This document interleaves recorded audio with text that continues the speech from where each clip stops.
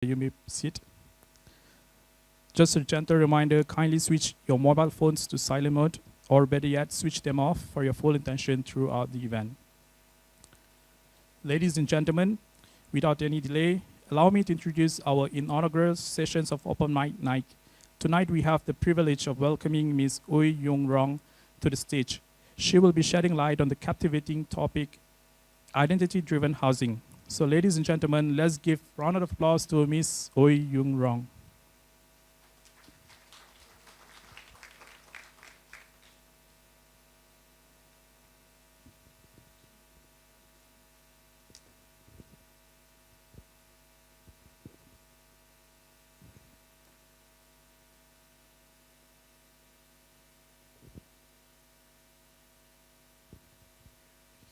Welcome everyone. Thank you for joining today. I'm Yong Rong. I'm very grateful to be able to be here to present one of my master's project proposal, STILT-SCAPE, which addresses the current housing development issues and also the climate challenges faced in Kuala. Through resilient architecture design, I'm here to propose a project that includes the master planning of 500 residential units across 41 acres of the site, incorporating a commercial zone, the LKIM, Lembaga Kemajuan Ikan Malaysia building, and also jetties. Okay. Where is Kuala? Kuala is a fishing port situated at the mouth of Kedah River, and it serves as a ferry terminus to a very famous popular tourist destination, Pulau Langkawi. And according to Malaysian Fishery Development Authority, LKIM, in Kuala, there are around 9,129 individuals out of around 40,000 of the residents are registered fishermen. Under the Persatuan Nelayan Kawasan in Kuala, with those fishermen are associated with LKIM, meaning that approximately 30% of the population are licensed as fishermen and they are fishermen's family. And all the locals always say that their livelihood all depends on the fishing net they cast, the river, and also the sea.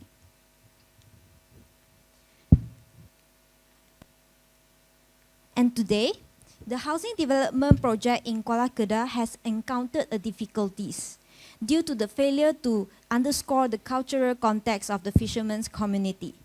Housing units are all constructed without the cultural context, considering all the practices that honors and also respect the distinctive character and also the requirement of different communities, leading to the widespread of dissatisfaction and also this disconnection between the development plan and also the community's way of life has caused frustration. Additionally, there's another important issue, the extensive clearance of the mangrove forests, which are very crucial to the local ecosystem, has exacerbated the environmental impact. The mangrove, which plays a very important role in supporting the biodiversity and also protecting the coastal area, making the destruction particularly harmful. So, today I'm here to introduce a STILT-SCAPE master plan, which emphasizes the integration of stilted architecture, where houses are raised above the ground level, providing a very unique captivating living environment.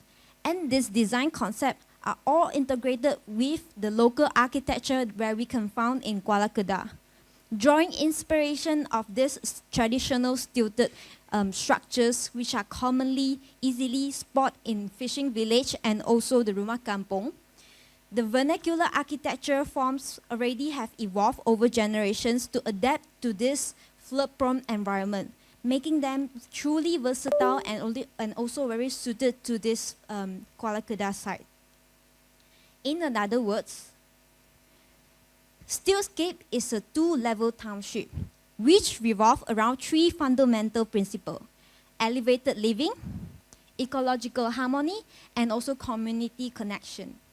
Fishing village and also the rumah kampung are archetypes to our site. They are the identity of Kuala. So, we preserve them as treasure by elevating the whole township in stilts. STILT-SCAPE provide the residents a extraordinary connections to the landscape, the mangrove landscape, and also preserve the existing architecture form beneath.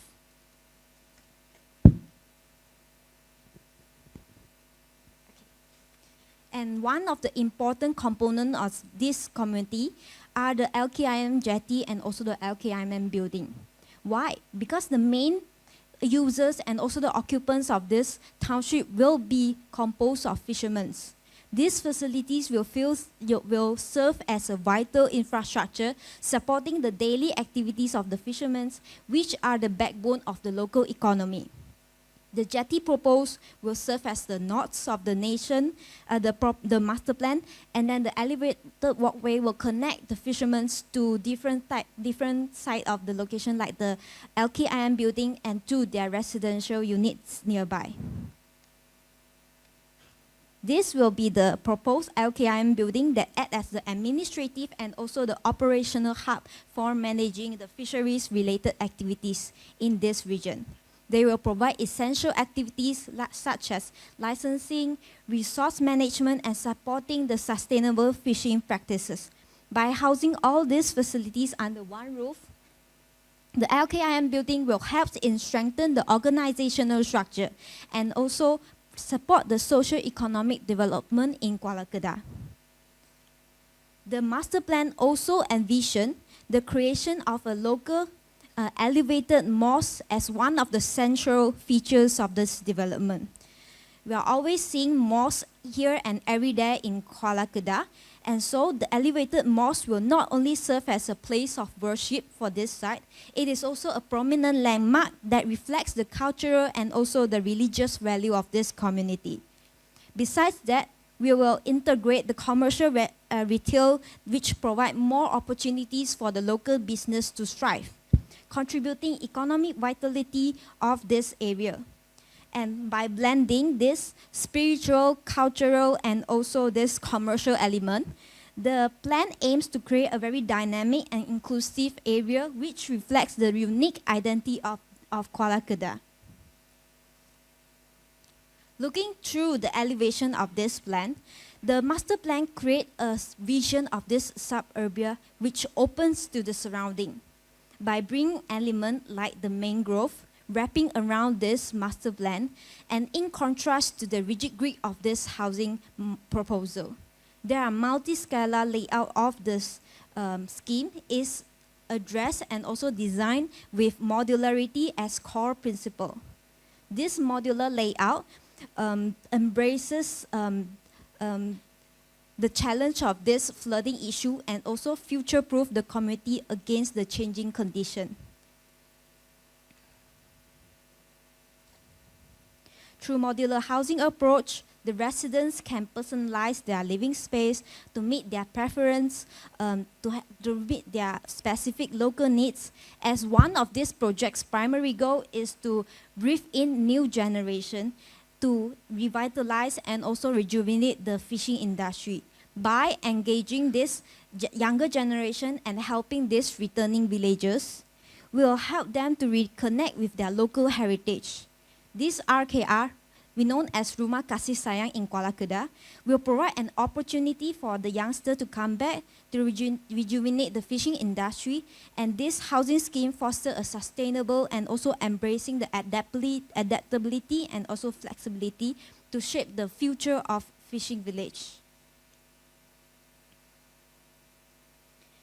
And the RKR also incorporated a multifunctional rooftop space which allows them to adapt back to the diverse needs of the community.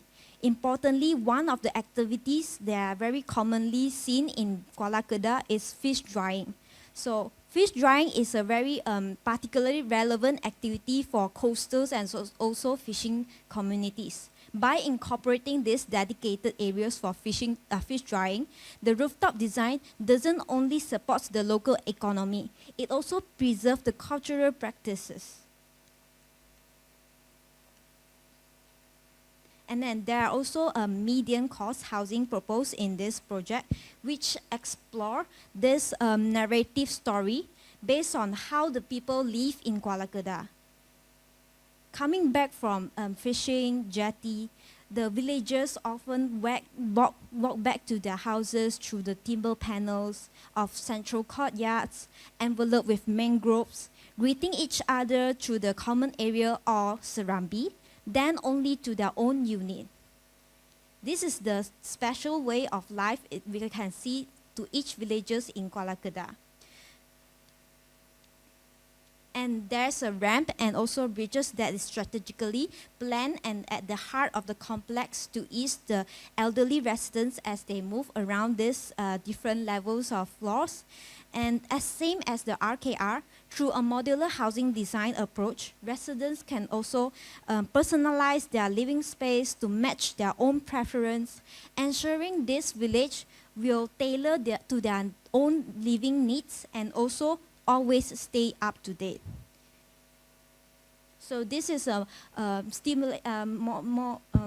mock-up of how the youngster can easily design their living space and also the layout to their own unit. Okay. During night, these community areas, like the central ramps and also the serambi, will softly illuminated, creating a very inviting atmosphere, fostering unity and also welcoming those villagers to come back to home. And we can see fishermen chit-chatting and also repairing their fishing nets on the ground floor, and while the aromas of this ikan bakar can be smelled in the air. So this is the vision of what it will be seen for STILT-SCAPE. So today, this project I'm proposing is very visionary, but it's a possible step.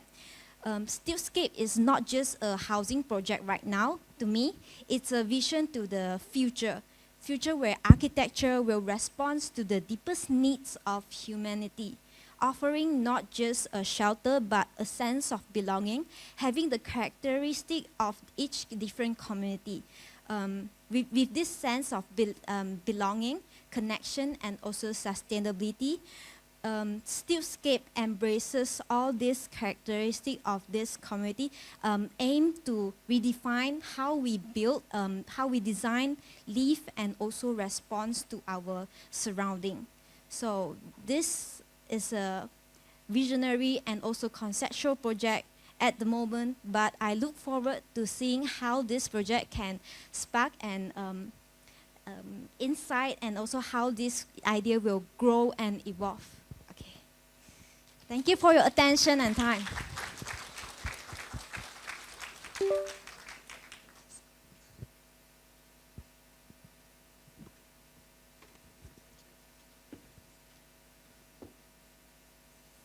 Thank you, Ms. Ooi Yong Rong, for the great presentation.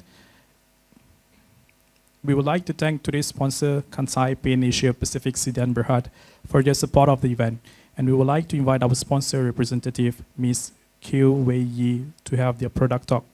Please welcome to the stage.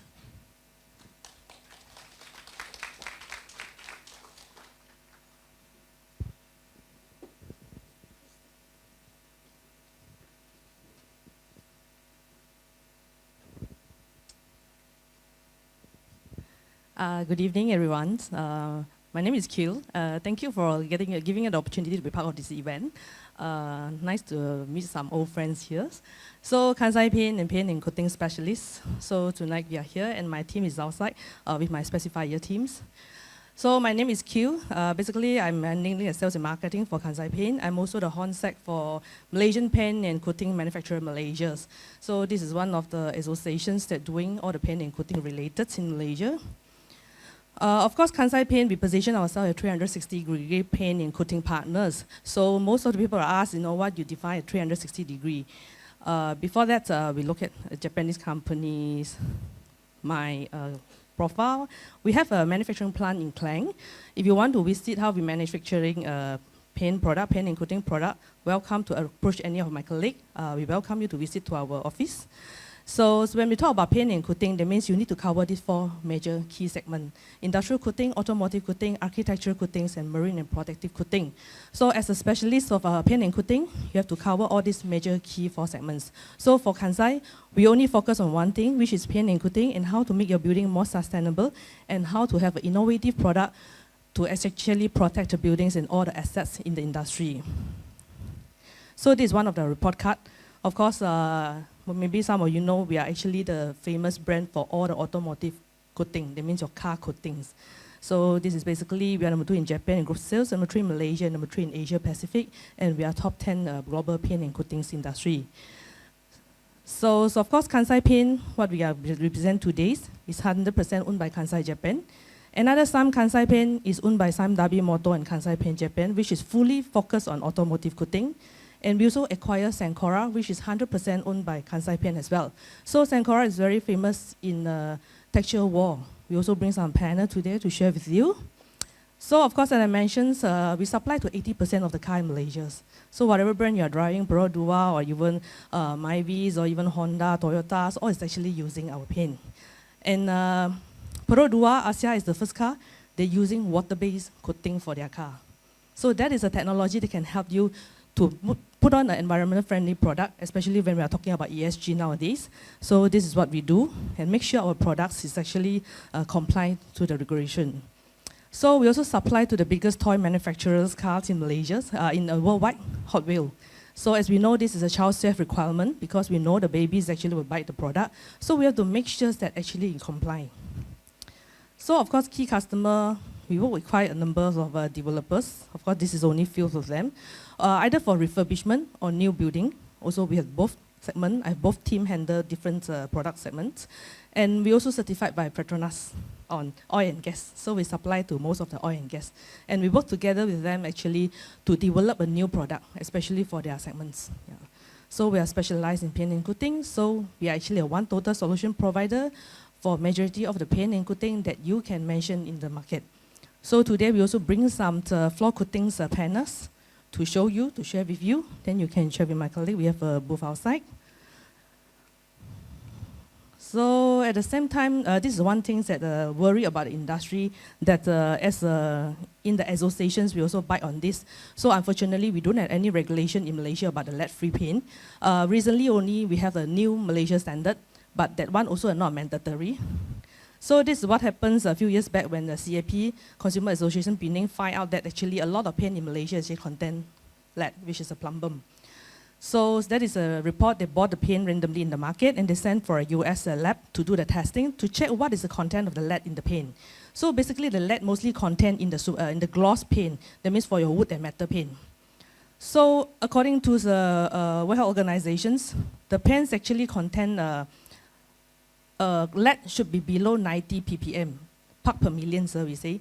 Below 90 ppm, that means you are not intentionally adding the lead in the product, but it's actually because the raw material contain natural lead. So the allowed level is actually 90 part per billion. So this is the report show. This is 2 of the product produced by Kansai. Before this happens, Kansai lead level is actually already below 90. You can see it's actually below 70 and below 60. This is our products. So before this happens, you know, as a paint and coating specialist, we're already aware about the criticals to have lead in the products. That's why we already faced up a long time ago. So you have a questions, you know, why you need lead in the paint, especially for gloss and wood and metal, because it actually make your color brighter, especially when it comes to sharp yellow, sharp red. This make a pigment difference, and drying time is actually faster. So as we say, what you pay is actually what you get. So of course, that is a value added when you have a more safety product. So look at Kansai product. Whatever I supply to my retail, supply to my project is actually the same range of product. We do not develop any low quality product based on budget. So whatever you get from my retail is the same quality as my project. This is my exterior range, and this is my interior range. Of course, for Trunex, I think most of you are specialists. You know, maybe you know product, our paint as well. So I will more focus on protective coatings, which is we call the PC products. We have this product called wet surface coating. Maybe some of you have seen this video before.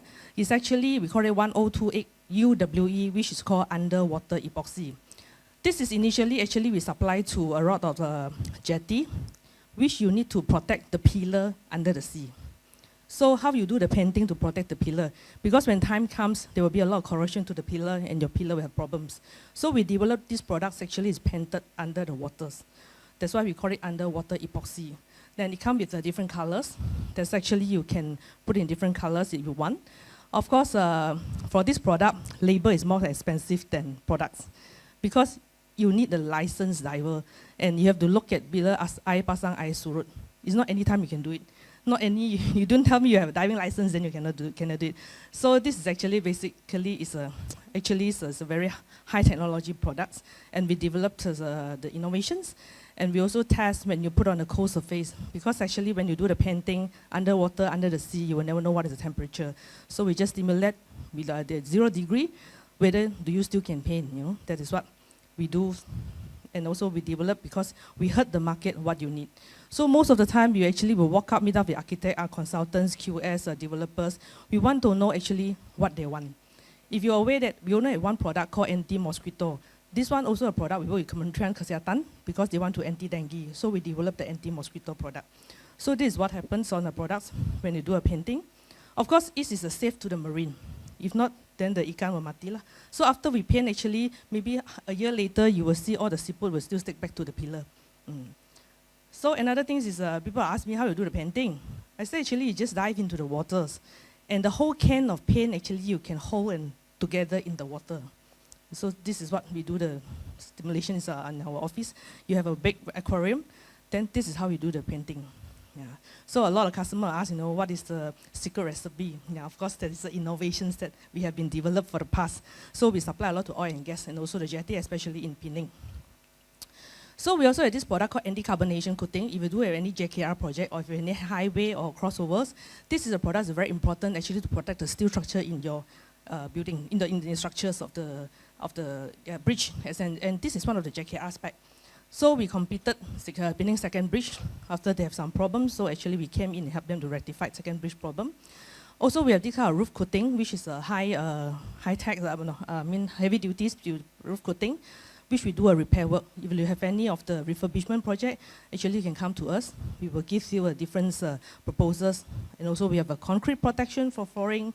We also have anti-static floor coatings, just in case you have any projects with any of the electric E&E companies. We have a sport flooring. This is what we do for Pura sport flooring. Of course, we have racing flooring, very common. We completed a few parkings.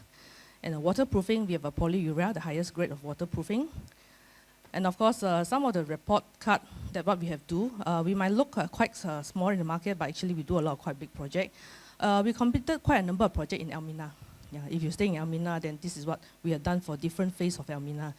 So of course in Bandar Kinrara, IMP project, and our hospital project with JKR, Sodan Idris, Shah Selangor, Pusat Cardiology in Hospital Sedang. Currently we are working with Hospital KL for the extension phase of Kecemasan and the pharmacy store in Taiping. In Eco Hill Walks, Menya SP Setia, Sutra. That's why our project coverage is actually quite wide range of residentials or even commercials, high-rise, or even Rumah Selangor Ku, Rumah Wilayah Ku. So I have my spec teams actually to give you the right specs, you know, to support you when you come to the product specifications. This is one of the projects that are using our medium range where the top product is a Rumah Selangor Ku. So randomly we actually will check what is the performance of the paint. So this is already 5 years. Yeah, still the paint is still good. I went last week, it still look good. Yeah, of course we have another government team handling all the government project like DBKL, yeah, and Aeon more. We have different teams handles. Yeah. Of course, it's all over Malaysia. Even you have a Sabah Sarawak project, then we can do. Yeah, I have my technical teams, yeah, Patre, EUPE, and currently also we're doing a repainting for Dorset Labuan, yeah, and also one of the apartments, Swiss Garden Residency in Kuantan. Yeah, we're doing repainting. So all this project is our currently doings, and we do a quite a number of projects in Johor, especially on KRAS. We completed Forest City as well. Then International School, iPark, Legolands, yeah.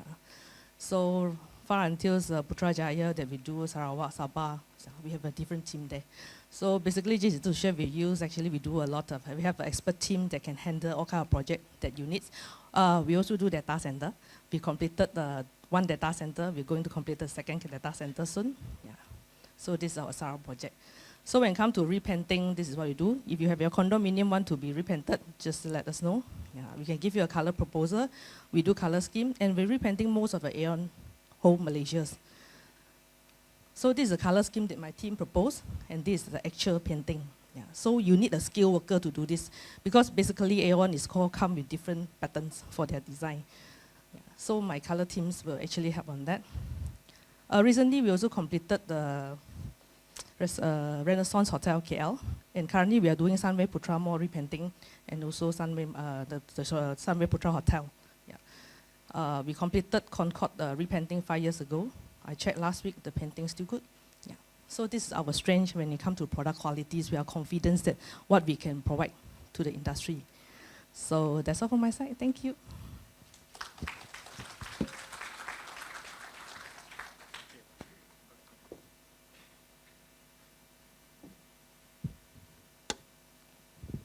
Thank you so much, Ms. Ooi. Now I would like to invite Dr.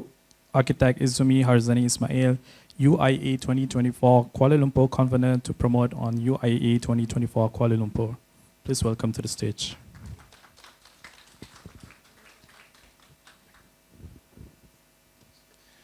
Okay, good evening, everyone. I only have like 4 or 5 minutes to share with you about the UIA forum, UIA 2024 forum. So we are going to have the forum in November this year, from November 15 to 17 of November.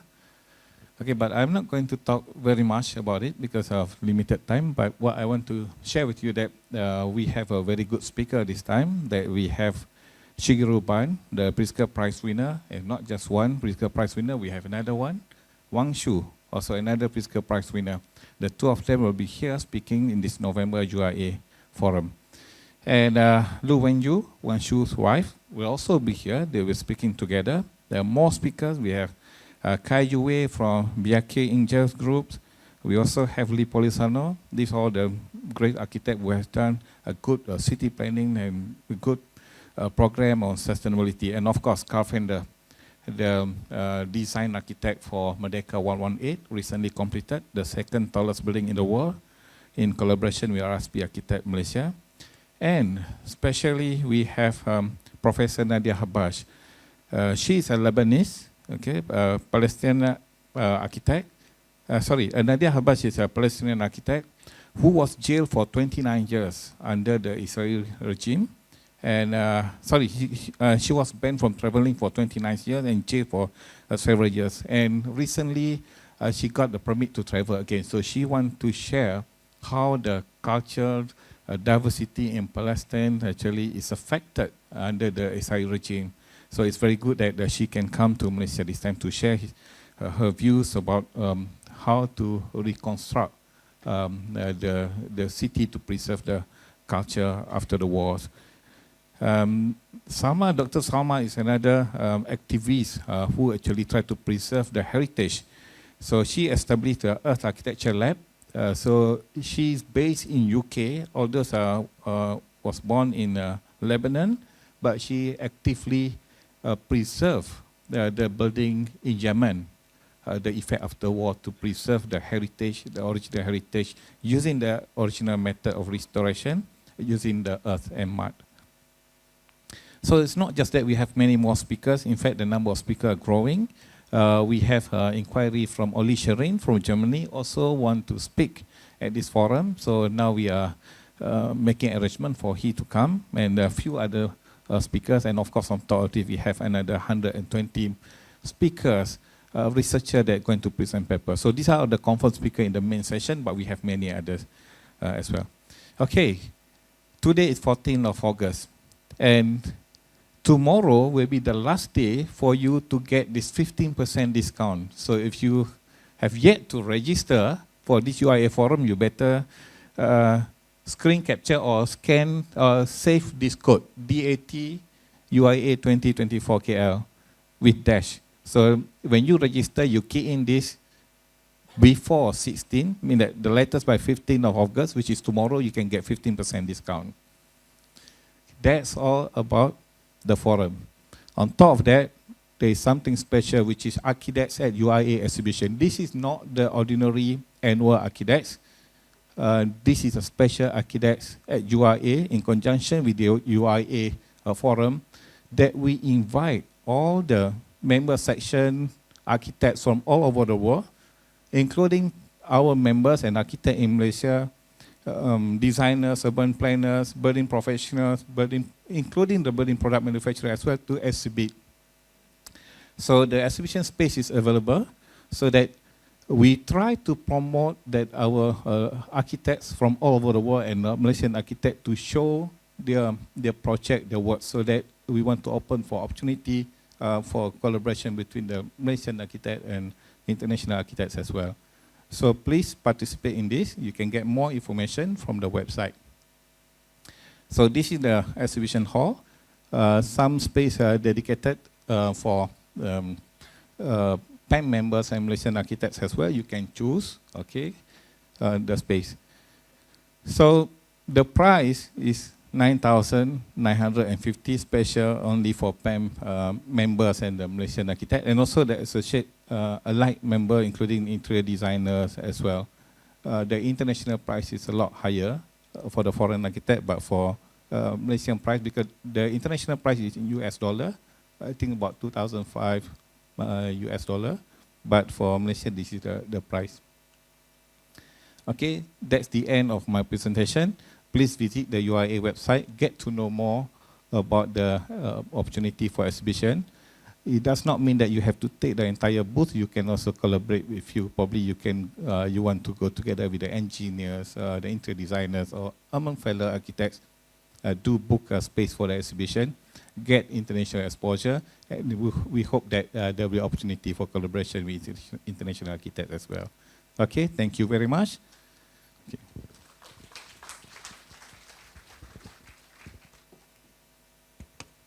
Thank you very much, Dato Architect Izumi. Without any further delay, allow me to introduce our speaker of the evening, Architect Chee Seong, and invite him to the stage to present on architecture to placemaking, journey from building designer to experienced curator. In year 2023, Architect Chee Seong co-founded ALM Architect with his childhood friends, Architect Lee Tsiu Siang. A small and hands-on practice started in Georgetown, Penang, grown steadily, followed with setup of Alostar, Kota Kinabalu, and Kuala Lumpur office. They also extended their service into green buildings and conservation with the setup of ALM Green Sdn Bhd and ALM Heritage Sdn Bhd. They are diverse in architecture, ranging from residential, commercial, hospitality, education, religion, cultural, and placemaking. It scales from small-scale interior to township. The vast coverage given them a great opportunities to experiment and push design to limit. The practice received various recognitions such as BCI Malaysia, Top 10 Architects for 7 consecutive years from 2014 to 2021. Second place in PAM Perak Road competition in 2018. Received commendations of PAM Award for Gudang Cafe in 2018. Silver of PAM Awards for MBP P Office in the Park 2018. Novus Condominium 2021. Commendations of PAM Award for Chia Kongsi Restoration in 2018. And their collaboration with MVRDV from Rotterdam had been selected as one of the 5 finalists in Penang South Island competition. The office started as typical bread and butter surviving small practice to an ambitious team discovering local possibility in the influence of global trend. Their journey of architecture is ongoing and casted a unique footprint with a daring experiment. Please welcome to the stage Architect Chee Seong.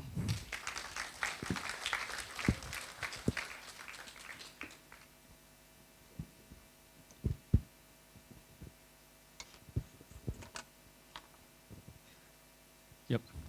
A very good evening to everyone. Yeah, in fact, I'm a bit nervous. Yeah, the turnout is out of my expectations. Normally in Penang, we only deal with less than 50 people. And I heard today there are about 140. So to clear my nerves, luckily, I prepared a video of 12 minutes. So it's I think that is important because I'm from Penang. And then I keep on thinking of what is a takeaway for you all. For me to share my experience in Penang, it might not be relevant to you. But then, other than 4 points of CPD, yeah. So I think it's very important that to run this video, it takes about 12 minutes, a bit long, but just bear with me. I think it is important because it gives you some visual context of what we have now. And also at the same time, the title of today is, what is the title of today? From placemaking, from architecture to placemaking. I think the so-called placemaking is not about my service as a placemaker, but the placemaking is about how we turn our office or our practice itself as a placemaking. In this case, I don't have client for my placemaking. I myself is a client. I'm the funder with very limited resources, and we go all out to immerse ourselves to the community to create a new possibilities for our art and culture, especially in Penang. So without further ado, I would like to play this video.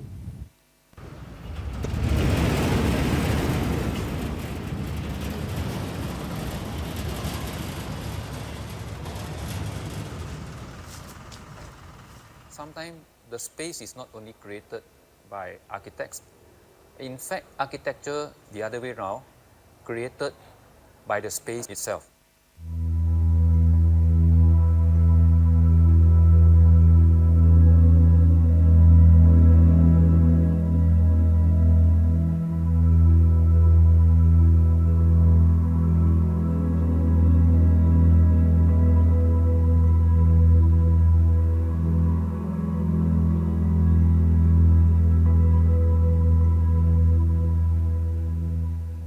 We are ALM Architects, founded 20 years ago with my partners, Mr. Liu Zesiang.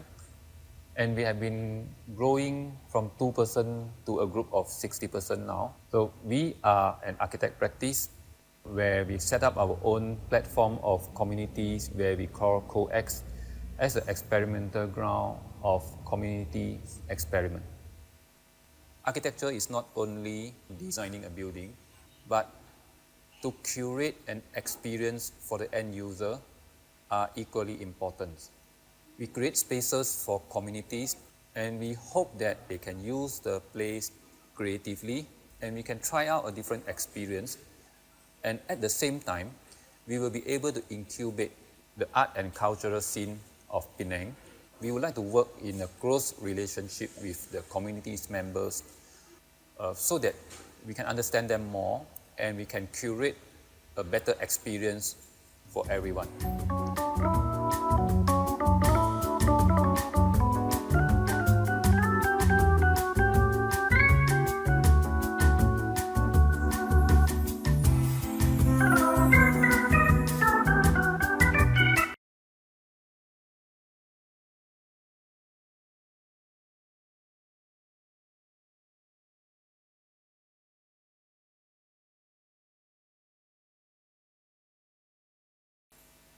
The idea of the office design is, as this is a main street, where we have the whole entire sunlight shining into the space, where it can create a very interesting straight scenes of our office.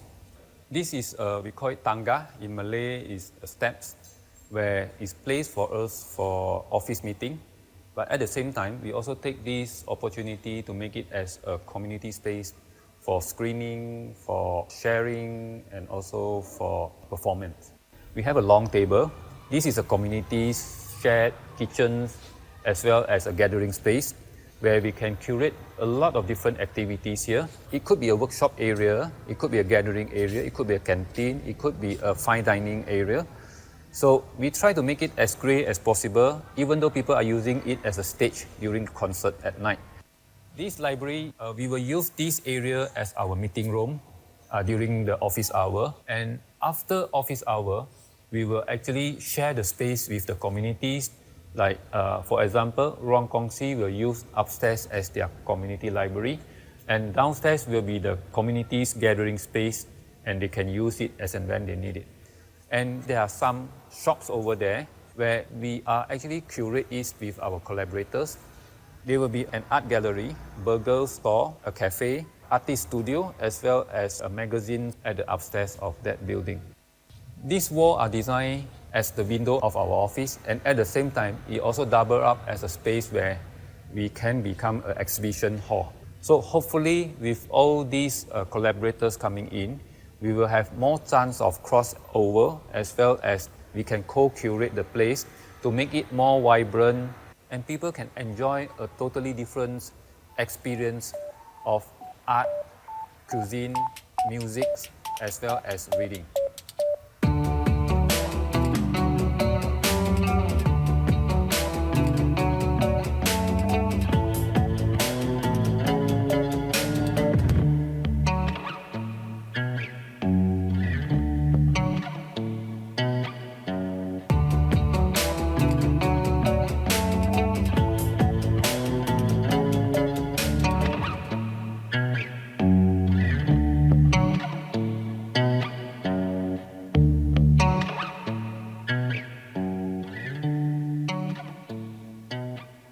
This is location for COEX, more connected to the communities.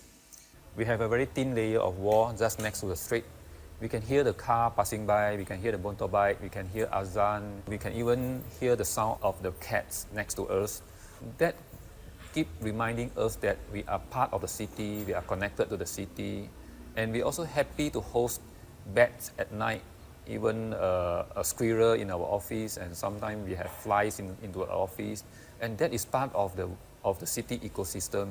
And although it gives us a bit of disturbance, but we are happy to host them, and we find that this is a way of for us to be more connected, not only to the communities, but sometimes even to the ecosystem, to the city ecosystem by itself. So that is actually happened very randomly, very spontaneously, and we enjoy to be part of it.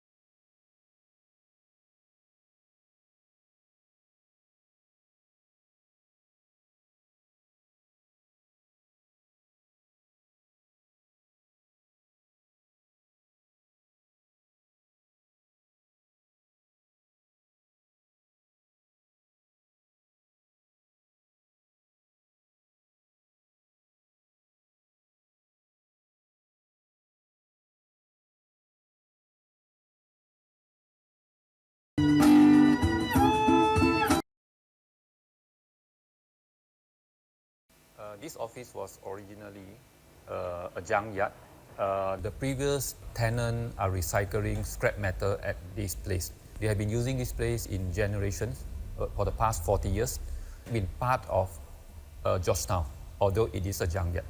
Our idea of revitalizing this place is actually to respect the history, and we using recycled material to revitalize a junkyard. So both actually sharing a same history, and they are talking to each other, and it creates a very interesting combinations of junk on junk.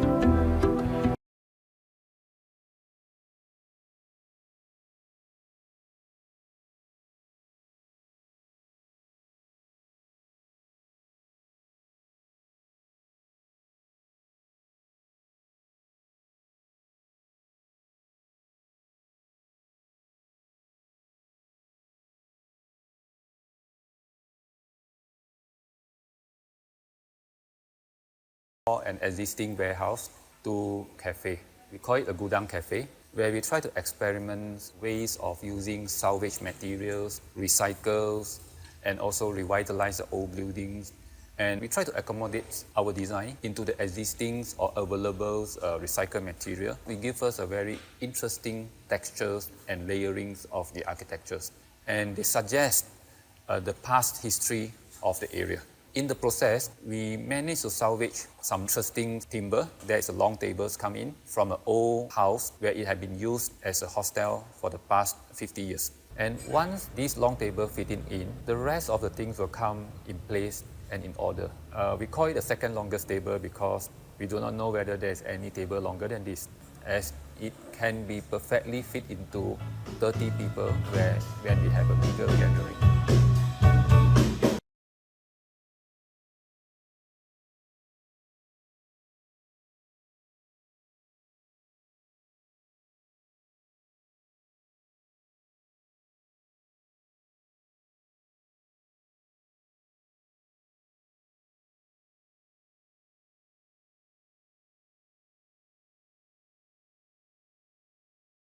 We hosted a few art festival and also music concert, bring us a lot of strong and important energy. Now we have actually a full library of different experience where we can curate in the future.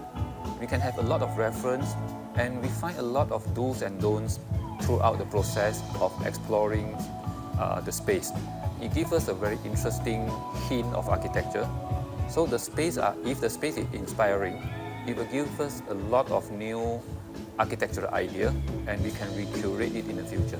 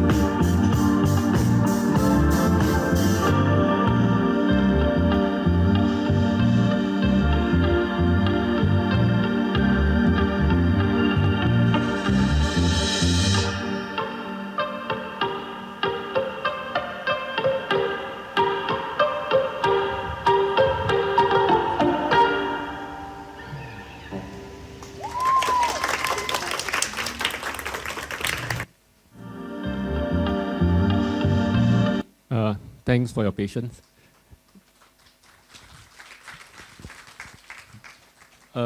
This video was taken on October 2022, when the first month we moved into our premises. You can observe some of the place are still work in progress. And it's taken by one of the very accidental encounter from an architect from Egypt, Muhammad Izzat, the guy there. And then fortunately, this film was also selected as the official selections of Venice Architectural Film Festival 2023. I think we didn't expect this, and we never pay him. He didn't ask for anything, and I think we have many others of this encounter after that. I think that is the power of a community where everybody actually contributing without asking from. Yeah. So today's title is Architecture to Placemaking, and the placemaking is not about the placemaking as an service, but it's actually an attempt, an experiment attempt of how to put our architectural practice as part of the social fabric. So there are four major elements where interrelated in this, where I would actually elaborate on today's sharing. First of all is I myself, and also our team, ARM Architects, and COEX itself, and finally how it impact to the COEX community. And as mentioned just now, me and partner Miss Liu was a childhood friend. We know each other before we born because we are family friends. And don't worry. And then we study in the same university. Accidentally, we also work in the same first job. And that's how we come together. And of course, without any discussions, we automatically set up an office. And the office will grow from 2% to what we have today. And as a student, when we pursue our architecture, every architect has a dream. We always ask ourselves these idiot questions: what is architecture? When we often have no, and until today, actually, I give up already. In fact, it's something that we doesn't need to discuss about. But somehow, at that time, this is the first impression. We have all the star architects and all the great architects where, oh, I come out, I have to do this. Without doing this, I'm not an architect. So, of course, we struggle because this is the environment we have. So we have to figure out how to close the gap in between what we learn in the universities and what we have in our real estate. Just for information, this is my painting on a Charasta market before they clean it up. But I want to express is that this is the situations in Penang or in our real life, and how are we going to relate what we learn from a school to what we see in our daily life. So, of course, at the same time, we have no choice. We have to work within the off-shelf suggestions where we have to follow this, follow that, and we have to work within certain templates where other people set up. Then, again, another stupid question again: what is Malaysia identity, or what is our cultural art, architectural identities? All these are big questions. And then, identity can be an icon or gesture or narrations. So when we talk about this, is always we have this type of when very gentrified type of answer, or this is Malaysia, something like that. But if you ask, let's say, any Sabahan, if I'm not from Sabah, this is an example, because I have another interesting photo to show. Yeah, when we talk about Sabah, this is the very generic image of Sabah. Yes, Mau Kinabalu lah, or whatever, Rafflesia, or whatever lah. But recently, Tony Fernandez. Yeah, this is not about Tony Fernandez, but the Maybank behind it. Yeah, I think sometimes it's a bit unpredictable. Whatever very generic, it might not turn right to us. We love this. I think Maybank should stop the renovation and keep this as an icon of Sabah and turn it into a tourist attractions, which have better impact than the Mau Kinabalu. Yep, so this is a bit of unpredictable, and we find that, and I find that there's something in the DNA that, whether you like it or not, this is real. This is what happened in our life. And I want to show you another video. Any one of you been to Penang during the Georgetown Festival? Oh, okay, thanks. You know the controversial, right? So after the controversial, you don't see the teaser already, the controversial of the teaser, right? I want to show you now. No video, please.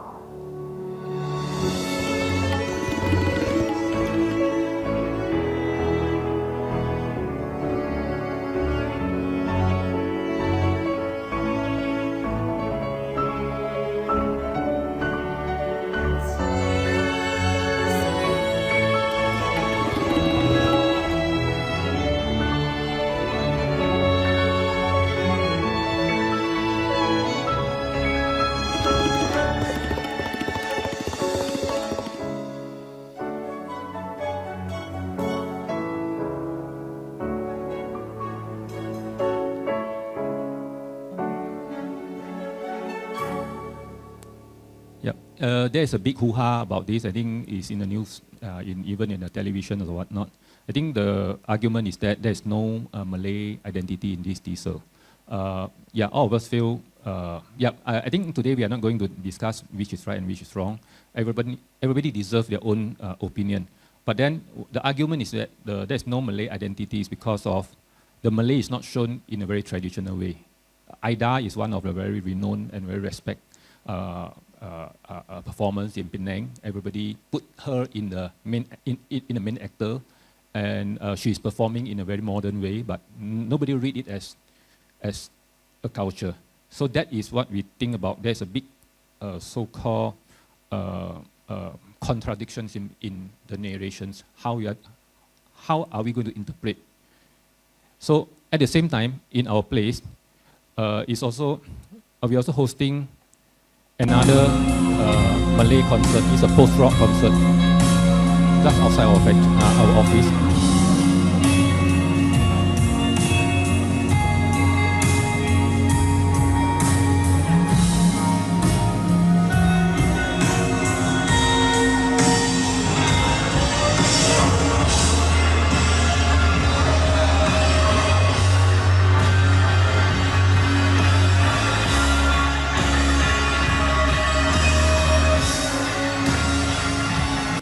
Okay, this is a group of a Malay rock band, ROAS, where they hardly find anyone allowing them to organize concert in their premises. And they did it in our place, where we have also really think about that, of what does us mean about culture? Culture, does it mean has to be traditional? Or what is our acceptance level? And are we forgiving enough to listen to a different voice? So that is what COEX exists. COEX means community experiment, where we think that we love to actually provide a platform for everyone to come and experiment their thought. Whether it's right or wrong doesn't matter, as long as you put it up, you shout out to the community, and just listen to what are others' opinion. So this should be a very inclusive platform for everyone, and come and make mistake. Okay, so we decided to move our office from a very comfortable corporate office in somewhere around Gelugok, where we operated for the last about nearly 19 years, to Hinbas Depot. And before we proceed further, I will talk a little bit about me, because my character also contribute to part of these formations. I myself is a one with multiple interests in a different time. Started with aquascaping, and I involved torturing myself in marathon and Ironman. And what I learned is that we can actually feel comfortable with uncomfortable. We can actually act fast by having it slow. And I love sketching, urban sketching. This is the number of painting that I paint in a year. I have a collection about 1,000 over painting now, that I don't know how to treat them well. So I learned to unlearn architecture from my sketching, because sketching is something that we have to use our subconscious mind, and the thinking process is a non-linear thinking process. This actually is a game changer for me in my architectural practice. And I love coffee. I not only brewing coffee, I roast my own coffee at home. Do come to COEX and I will brew a coffee for you. By brewing coffee, I start to feel the sense of aesthetic, art of happiness, and enjoying a nowness of brewing, roasting, and talking to people over coffee. And during pandemic, everybody doing this, me too, sourdough baking. And then, this is me during pandemic. And this is very interesting, because when I deal with this, I talk to the protein. I try to feel the invisible microbes, because sourdough is about how are you going to make friends with all the microbes. And yeah, of course, during pandemic also, I start to build my own wood fire oven, make my own pizza. So next time, come to Penang. Also, please welcome to my house. I bake a pizza for you. People always say this is the best pizza in Penang. Yeah, please.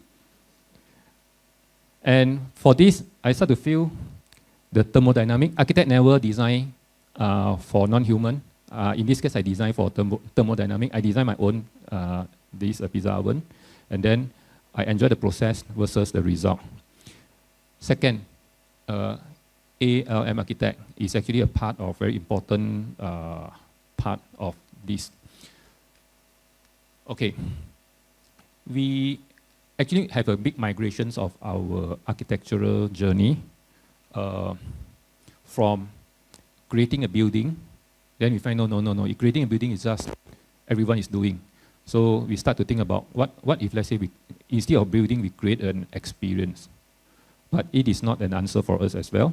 So recently we start to think about curating an experience. Why we change from creating to curating? Because curating is more suggestions, it's more gentle.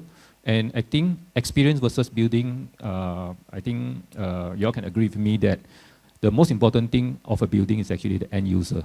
So we would like to work backward, that we have to anticipate what is the experience of an end user, then only we design our building. So some of our works, some of these are PAM award. This is a silver award from MBPP office. We make a city, an office in the park. We do restorations, commendations 2018 for Chia Kong Si. Sometimes we have a very tight budget from our customer, but we still push to the limit.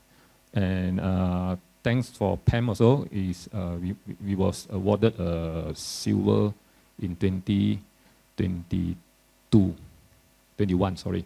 And I'm an art lover, so somehow I will get involved in the art curation as well. This is one of our work where we install 5 container art around Penang, where we try to experiment, because Penang has been famous with all the mural art, started from the Sister and Brothers mural by Ernest Chakravet, and after that we are overflooded with all the mural, and we start to think about what is the future of the mural. So our idea is that we make it bigger, mobile, and we can actually move it around. So this is we call it a container art festival. It should be only installed for 6 months, but due to the pandemic, it stand there forever until now. Of course, as mentioned just now, we have a chance to work with MVRDV, and I flew to Rotterdam, and I'm glad to work with Vinimas for a week in his office in Rotterdam. And this is something that also very challenging to us, because we know at that time a lot of Penang's NGOs are against it. They hear that as well, and we have to make some decisions whether we have to go ahead or not, and we have to find our own narrations that not only satisfy the client, but also satisfy ourselves. So to me, I think the process of working with them is very interesting, because although we didn't win the first place, we are just the 5 finalists, but we are happy on the process of rethinking about what is the development of Penang. We do a lot of pro bono works. This is a school for Hanjiang Primary School, and after that, now currently we are working on this on Hanjiang University College, and recently just started work is Kwang Yi School in Batu Kawan. All these are pro bono works. Yeah, this is the project of this is our Gudang Cafe. We was awarded commendations in 2017. Then this is the first attempt that I used recycled materials, salvage material in our architecture due to the cost limitations. Because I myself is a partner, when I spend my own money, I will be a bit more conscious. So we have no choice to crack our head, but somehow the result is actually unexpectedly good, and I start to learn the energy of the recycled building. So started from there, I start thinking about, in fact, at this time, this cafe is actually quite far from my office. It's about half an hour drive from my office. But every time when I need to talk about some creative ideas, I need to bring my client there so that I can save half of my time to talk to them. And then this setup is already actually bring them into that so-called discussion mood already.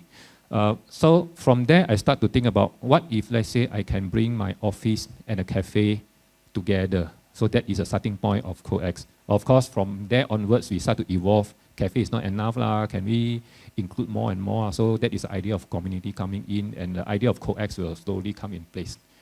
So the third one is COEX. Okay.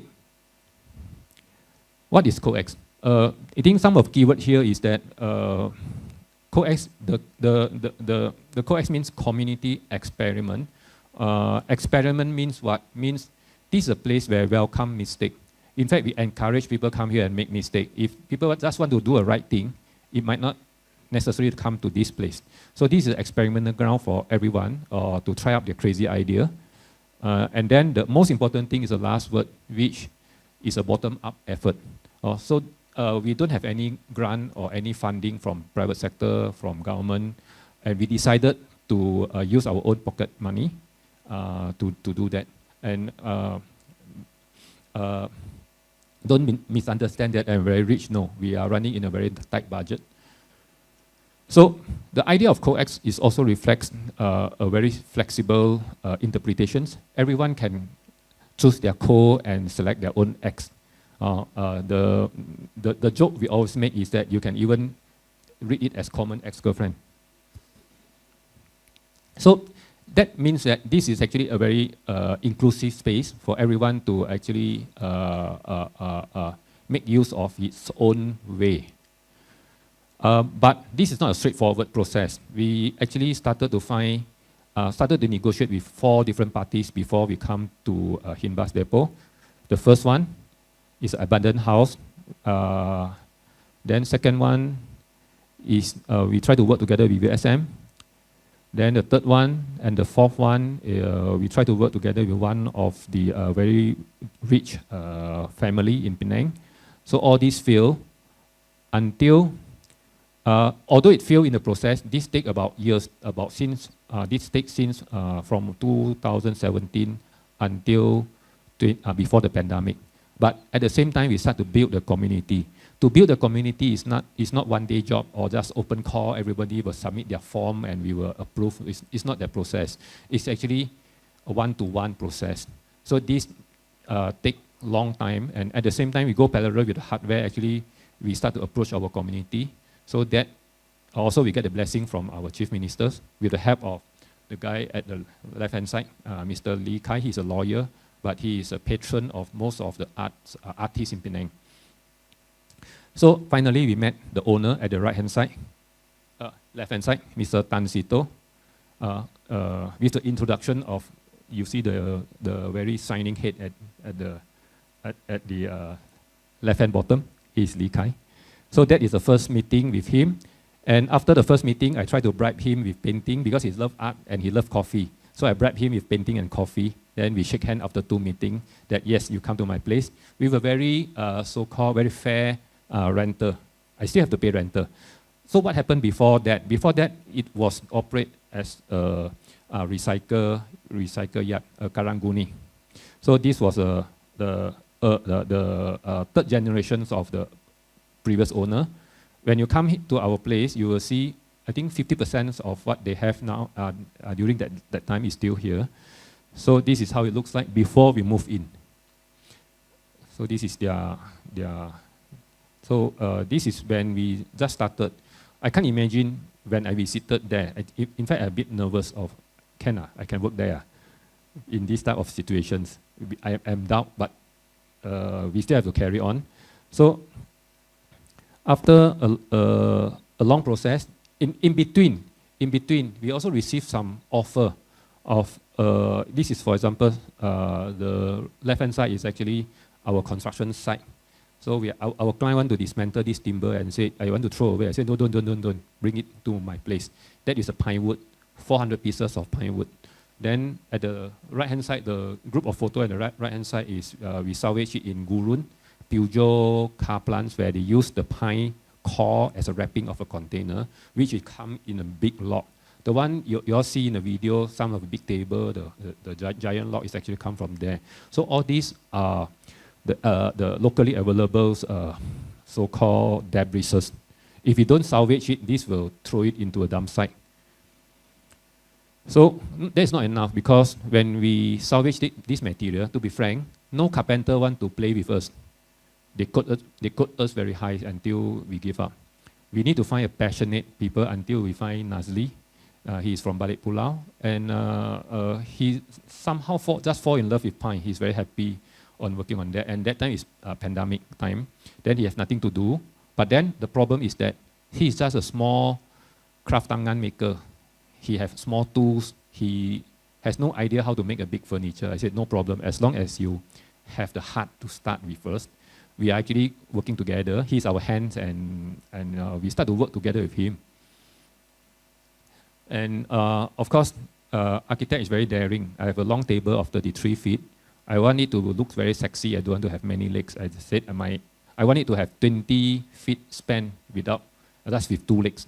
Then I asked the carpenter, can take load without any span. At first, I still design some strengthening, some as usual, some reinforcement inside. I said, no need.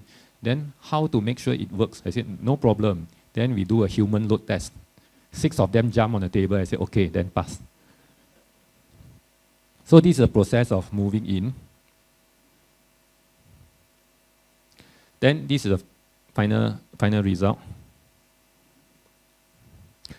Okay.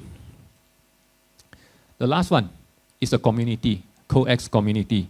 I think this is the most important part. I would like to spend my time to explain how are we make it self-sustained, I think financially sustained, and motivation sustainability. Both are very important. Of course, the most important are financial sustainability, but we also we have to make sure that everyone contribute and have take away as well. First of all, I think before we go further, we'd like to talk about, COEX is part of the Hinbus Depot. We are the last puzzle of Hinbus Depot. And this is how it happened before, even before Hinbus Depot. That area is actually filled with all the foreign workers. And this is what happened in 2024, tourists coming in. So it changed the demographic of that area. And Hinbus Depot was a bus depot. We call it Hinbus or Blue Bus in Penang, and it was a sort of like a leftover site for the last 20 years. This is how it looks like until Ernest Chakravet painted the first mural in Penang. You can see the paint, the golden paint at the corner there is sponsored by Mr. Tan, which is the owner of Hinbus Depot. Then he started to get his reputation after this mural, and he would like to curate his first exhibitions. So he looked for Mr. Tan. So at that time, this is still a junk site. So Mr. Tan, the owner of this area, they renovate it, and unexpectedly, this is the very overwhelmed design a response from our community. That was 10 years ago. So within that, from there onwards, Hinbus Depot had been developed their own ecosystem of art and cultural community before we go in. Then after that, excuse me, the next, chapter 2. After that, we move in. Wow, we have another 15 minutes to go.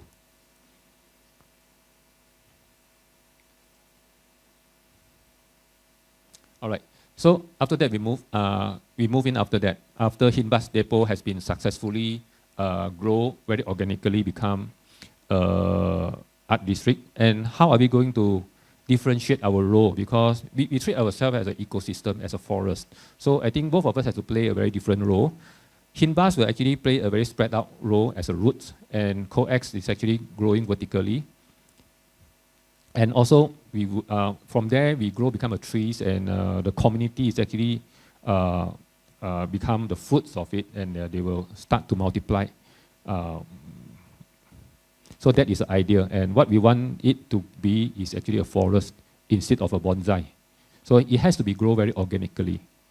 So how it's sustained? The 3 sustainable cycle is very important for us to make sure that it's sustained. The first sustainable cycle is in between ALM Architect and COEX. The second cycle is in between, we call them COEXer. That means it's our closed community and COEX as a platform.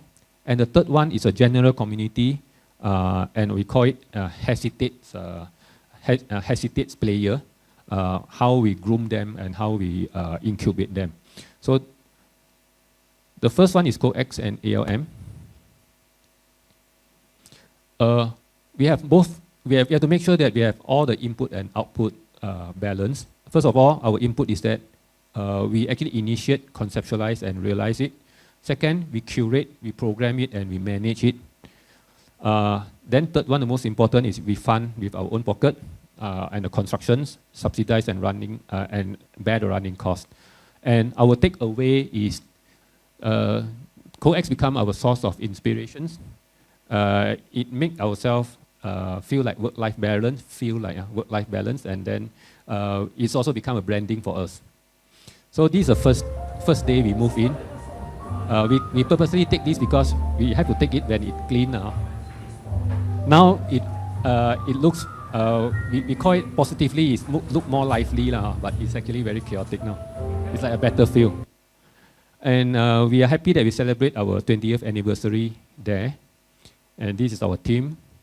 And the whole Himbas Depot and COEX also inspired ourselves, and we make a lot of fun on it, even artwork and all that. And our colleague use it as our daily working life.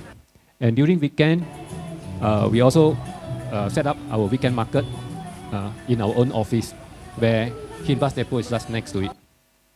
And sometimes we host architects visit.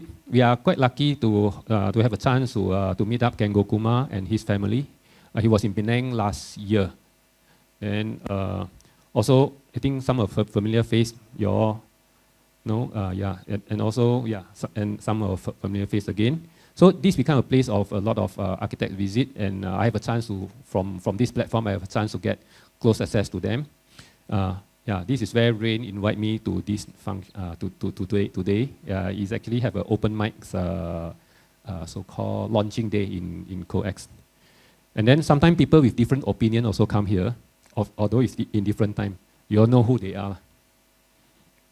And then we start to have walk-in customer as an architect. So there's something interesting, isn't it? So another cycle is actually COEXer and COEX. COEXer means our very close community friends, where they use COEX as a platform. They are artists, they are performing artists, they are visual artists, they are performers, they are writers, they are also NGOs, they are all sort of funny people. Then this is them. They are our mentor, our advisor, our content creators. They are our ambassadors, connectors, and supporters. They are also our co-curators, idea suppliers, expert. And at the same time, COEX, what COEX gives them is that inclusive and a friendly space, a platform for crossover. We encourage crossover. And then we also provide them anticipating, interactive, and a forgiving crowd. Forgiving means what? We anticipate mistake. So we have a lot of discussions, forum in our place, visit from placemakers from Taiwan, for example. In this session, we talk about the placemaking, urban revitalizations in both Taiwan and Malaysia. We have crossover of artists. This one is actually an immersive arts festival. Then we have every different type of activity here, and we have even a private dining in our place. We have a few chefs where they usually use our place as a private dining place. And then tea ceremony. This is not a specific room for tea ceremony. In fact, this is our meeting room during the weekday. So this is how we fully utilize our space without incurring cost and burden us too much. And even lion dance on the long table. Then we have a screening night in our place. Books exhibitions. Our meeting room, again, turn it into a books exhibition space. Books exhibitions again. Even a movie shooting in our place. And university students, also politicians visit. This was before 1119. And then launching of movie, visit of Taiwan's placemaker again. And also GLC, this is Penang Harmonico. They use COEX as their annual dinner venue. And we have also worked together with MIID. This is one of the MIID Southeast Asia's interior designer gathering in COEX. And the last one, yep, I'm almost there. The last one is the dreamer and coax. We have a lot of people have dream, but sometimes the dream is actually very difficult to realize, or we are hesitate to realize our dream because we have no confidence, we do not know how. But at the same time, we have to tell ourselves, we have to keep on reminding ourselves that we have to be very mindful of how are we going to use our resources, because we have to be consistent and sustainable. So what we do is that we are not like go all out and help everyone. No, we are very selectively help. So if you can see this is pointer, right? Okay, good. You can see this. If some of the dreamer come with an empty cup, that means they are not up to par to become presenters. So we encourage them to participate in our program until they are almost full. And what we do is that last few drop, so that we want them to spill over. So in fact, when they are about 49%, so we just add another 2% for them, is less burden to us, and we can help more people. So that is how we justify who to help and who should wait. So this is how it works. We always give them last push. There's a keyword for the hesitate dreamer. And then also a platform for new dreamer, for them to build their dream, and assist by and sometimes we assist them by curating them or group together the audience, and we help them to publicize. And what they take away is that we help them to make a dream, and we help them to contribute new contributor added to the community, and also we diversify our culture and DNA. So some of the example. Yes, that's nice. Another 7 minutes, I will wrap up. Yeah, there's a group of children from Thailand, Isan. They have never come to Penang, and their passport, they first time actually go out from Thailand. They take 2 days train all the way from their kampong to Penang. Without buying their ticket back, because their money is just enough to buy the ticket to Penang. And they are talented people, homeschool people, a group of people. They come here and we help them to host a party at our place.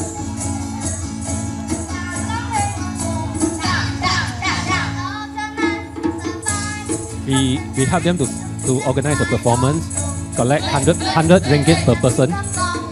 And each of the participants actually entitled, each of the ticket actually is 1 + 1. One means you pay 100 ringgit, but another 100 ringgit actually, this 100 ringgit means you can come in, you have a ticket, and at the same time, another ticket is actually go to the school opposite us, which is Kuala Ramli. They have actually a lot of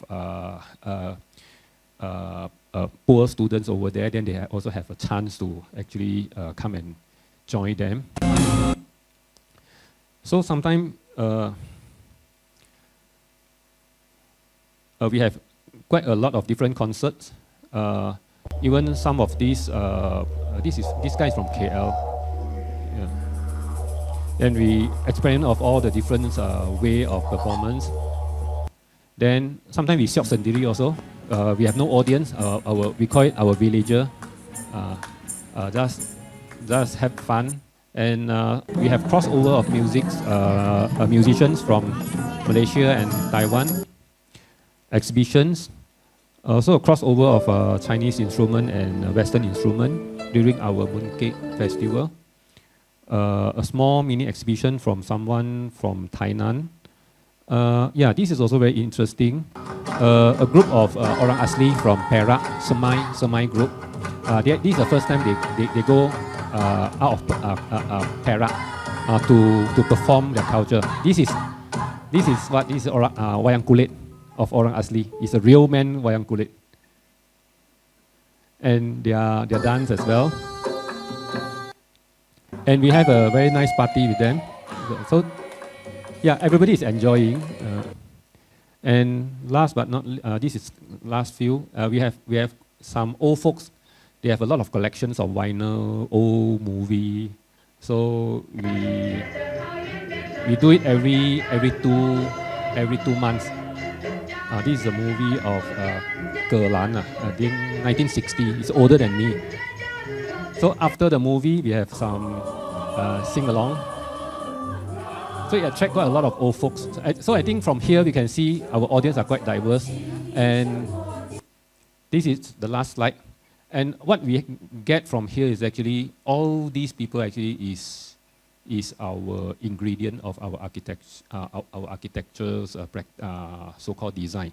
Because if you want to migrate from just designing a building, we need to think about what the human, what is the people think. And it's not like directly learn from our client, because our client may not know their customer if they are a developer. So we need to know from the grassroots, from everyone, from not only local but as well as international friends. So that is our experience. Yeah, 8:42. I have 3 minutes extra. So I think that's all my presentations. Yep. Shall we go to Q&A? Thank you very much. Thank you very much, Architect Chee Seong, for that insightful presentation. So now we will proceed with the Q&A session. You may scan the QR code on the screen and share your question. So Architect, please be seated. Yes.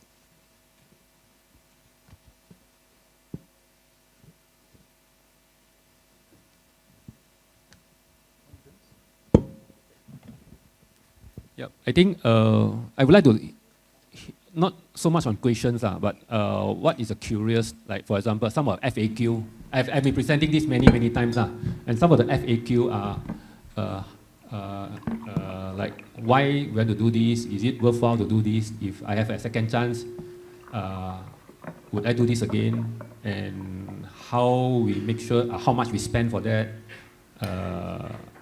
Yeah, something like that.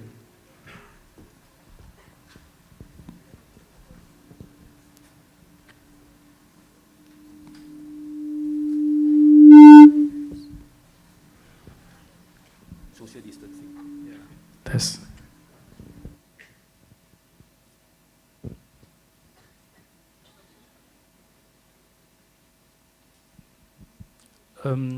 Okay, I'll go first. Please, for those who have questions, you can scan and post in the Slido.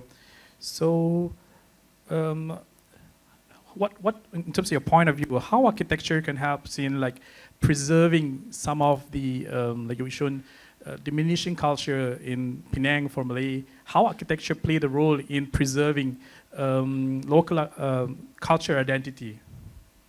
Oh, this is a big question. Yeah, I mean, but I try to answer this very tactfully so that I don't step on others people's or yeah. These are big questions, but somehow I'm not able to say that architecture can do the preservations or whatever. But for example, COEX is actually an example where we can encourage more people to get involved. To us, we don't have the ability to stop the diminishings of whatever it is, because when it goes, it has to go. With even the very sayang also, we have to let go. But then what we can do is that we can encourage more people to, like for example, the Orang Asli. In fact, they are very kasihan because Orang Asli should have their own culture, their own language, but they can't speak everything in their own language. Their language, they still have to use Malay. They only kept 30% of their own languages. So they are sort of like very marginalized. So if we can give them a chance to perform, at least we can encourage them to push further, and more people will understand this. And slowly it may also help the policymakers to change their policy, to have more awareness on that. I think we will play a very small role in extend their exposure and the social awareness. okay, man. From the COEX itself, looking at the project just now, it looks very successful, like very encouraging, like variety of like community coming and join, be a part of this placemaking spaces. And just wonder, how do you measure success of a placemaking project in your point of view? How do you measure success for a placemaking project? Unfortunately, I don't measure it. In fact, I'm not really concerned about how to measure it, because So far, it is not my sort of my bread and butter. It's just my experiment. My bread and butter is still architecture. So I would rather don't pressure myself, and then I just do whatever I like. And then even though just you said like the support from the community is overwhelming, yes it is, but I not really purposely go and ask them, hey, come lah, please help me lah, please help me. No, actually, all of them come very so-called automatically. They just come out from the soil, fly down from the sky, and just knock our door. And I want to do this. Can you help me to do? So I think that is all very organic, and I think organic is my terms, where I want everything to grow, if they can grow, or stop growing when they should stop. What are key elements you consider when designing a public spaces?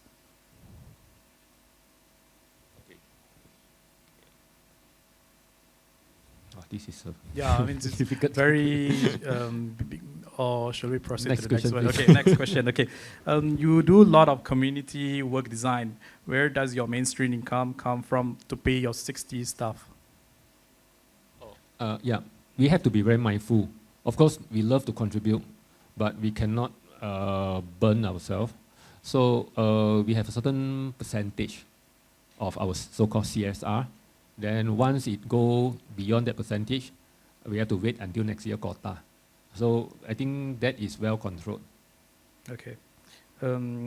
Is the coax, I mean, how's the temperature inside? Looking at these like open spaces with a transparent rooftop on top. Do you have any, one question, do you have like reliance on the ACON? Or is it like fully passive design integration, looking at some of the spaces, it's fully open? So what is your strategy in terms of the sustainability? Okay, yeah, I think, in fact, the design is very simple. I think technical part of it, we have to spend another two hours to talk about that, but very simple. In terms of energy saving, I will just say my electricity bill is only 2,500 ringgit on a 4,000 square feet office with about this height, about 20 feet height of 4,000 square feet, 2,005.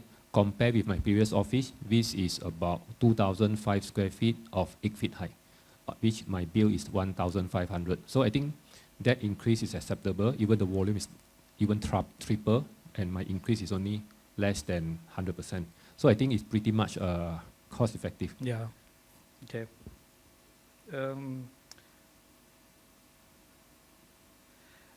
All right, it is a very inspirational presentation, and it is struggle now to sustain your practice. It's not no longer small. I mean, as maybe you have answered this just now, how you maintain to pay your 60 staff. You have varieties of not just relying on the placemaking project, but you have also residential and also high-rise project. And just wonder, how do you find architectural environment in Penang? Okay, I will say, I think I will answer this in, I should compare with KL, it's easier. Because like KL, with one design lecture series, you can have 140 people. In Penang, we can hardly get 50 people. So that is the idea of scale. In KL, you can easily get about 100 million, 200 million projects. In Penang, 50 million project considered big projects. So we have such a difference. And in terms of population, in KL, we have, how much population we have? About 4 million, 5 million easily. In Penang, we have to split Penang and mainland, which is about 800,000 and 800,000. So we are in a very embarrassingly, I say embarrassing is neither too big or neither too small. But at the same time, I also want to share some of the advantage of Penang, which is small and, not say small enough, it's in the sweet spot of neither here nor there. What I say this is, we often discuss with a lot of artists, especially from KL. I observe a lot of KL artists like to go to COEX and do performance. Many of them, and they are curious, why? Why you want to go in KL? See, KL is too big, and then it's too scattered. Also, of course, expensive. And then KL audience are less forgiving. They will throw egg to you if they don't like. In Penang, whatever you do, they will clap your hands. So that is the difference. And then also we find that 800,000 population to 1 million population is a sweet spot of not too big and not too small city, which is conducive enough to incubate a very intimate art community. Because I understand that like in KL, the organization like COEX, we have Rex KL, we have Zhongshan, we have maybe many others, at least handful of it. But in Penang, we can't sustain too much. So we can have only one. So that is where we can have a strong sense of community, and then everybody know everyone. So there's no room for you to do hanky-panky, no room for you to politic. So I think that is the advantage of a small place. Yeah. I just wonder, I mean, you just show the placemaking, but you do have variety of scale of project, commercials, and also some of the award-winning that you earlier in the biography. Just wonder, what are the commercial projects that you are running on right now? And maybe you can share any of your project that you found that is very meaningful to you. That which project is that, and why? Yeah, just maybe we should skip. Okay, yeah. I think let's put it this way. Okay. There's one of the project where we are still not sure we were pursuing it. We are in the process of had a very sincere discussion with our client, where we always think about we have COEX in one hand and we have architectural practice on the other, but somehow can we have a middle ground for these two to meet? This is not hobby and work. Can we make it work-life, not balanced, but integrated? So this is what we are thinking of. So what we start to explore is that maybe use the name of placemaking. It might not be the actual correct word, but somehow it is. So we try to approach two clients. One is a hotel. He wants to build a hotel in Penang, but this is a so-called art-centric boutique hotel. So he need to purchase artwork from local artists. He wants his specific local artists. But for someone from KL and Singapore investor, they have no idea who to approach. And artists in Penang, they are very careful about outsider. So it's very difficult for them to start. So what we do is that we become their art curator, and then we start to not only purchase on their behalf, but we curate the art direction for that. So in return, they also donate to COEX as donate. So because we don't want to make this as a commercial deal, so they donate to COEX as to support our community. So that is one. Another one is that we have a mega project in Penang. I can't reveal what is the mega project, but somehow he need a placemaking element. And he has some funding in their marketing budget where they can use that money to actually help our local community. So we become a placemaker, a middleman, to help them to stitch all these things together. So there are a few of these happen together. So, but then I think the learning curve is long. We might need to take a few years to figure out what is the best collaborations in between these two. Okay. What is your future visions of COEX? Do you have any plan of expansion of COEX to any other part out of Penang or maybe other? Yeah. I try not to give myself pressure. I always treat COEX as something that joyful, happy, and that's why we have idea of organic. I'm also not sure. To me, I have no visions of want to do it forever. Until tomorrow, if I say tired, that's all. I close that section. I still make my money happily. So there's something that optional for me. But of course, you know, when you dive deep into it, there's not that easy to say no. But somehow, what I hope is that now actually we do it on our own capacity. Slowly, we hope that the community will slowly join our task force. And in fact, what I hope is not COEX to grow. What I hope is that this model is not only applied to us, but hopefully applied to all the fellow architects or all the corporate. They doesn't need to come into the same art and culture like me, which I love a lot. But for example, if let's say some corporate, his boss love Shiga, why not he have a mini club for itself or a community for this, or sports car or watch or whatever. So everyone can actually play their own role on building their own COEX. So I hope that one day everyone can actually have their own very different COEX, which go along with their corporate practice. Okay. Just wonder, I mean, you are very actively in the community event, and you also have passionate with artworks. You do paint yourself, and you're also managing, running a small practice. I mean, your company yourself. How you manage your time with all this? Yeah, as an architect. Frequent asked questions. Yeah. It's very inspiring to have you here. So we Yeah, want of course, it's another long story to say how to make full use of time, but I think the essence of it is that I only do one thing at one time.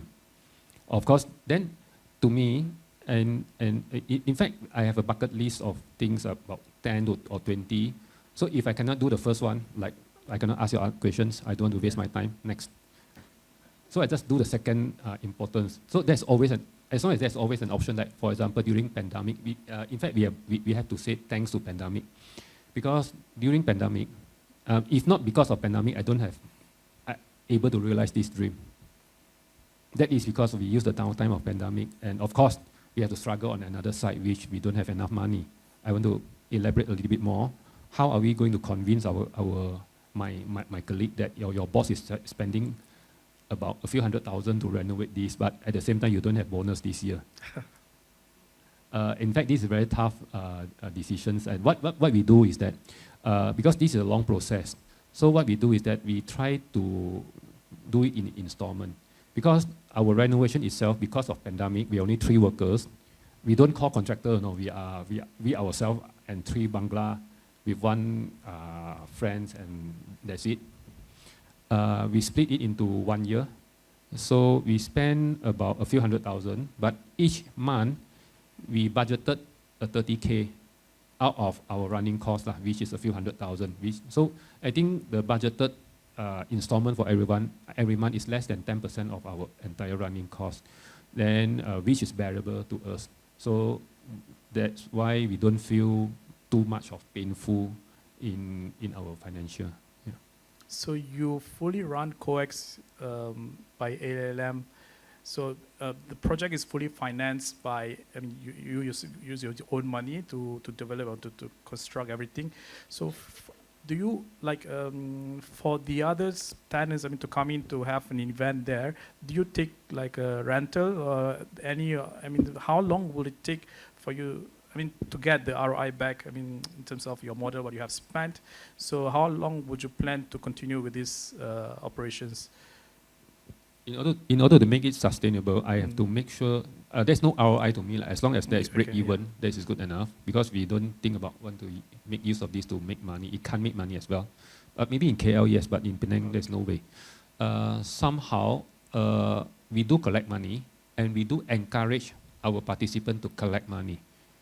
For example, when someone wants to have a concert, so if you are worried about, hey, I have no audience, if I collect 10 ringgit, nobody will come. Then I say, don't do. If people don't willing to pay you 10 ringgit to listen to your concert, there's no point you give them free and comes. Because, yeah, we know when you, in Penang, our statistic is that if you have a seminar, we collect money, a nominal sum of 10 ringgit. And sometimes we didn't collect, so we have the statistic. If you don't collect, your audience will be 50, let's say. If you collect 10 ringgit, your audience will only have 20. So we have to make a decisions. Would you like to have this 20 quality audience, or you want to have 50 of less quality audience? So it depends on individual. So we encourage people to charge, because this is also a commitment for us that we need to provide a good service. Okay, we come to your end. Last question, any advice to the young architect? I see they are older than me. But To both my gift, young and seniors. my wish is that everyone, if let's say you're inspired by what we do in Penang, I think you all in KL should be able to do much better than us. Then what we wish to look at is that everyone play our own roles to contribute a little bit what we can to the community. Then that will make our world better. All right, thank you, architect. Thank you very Chee much. Yong.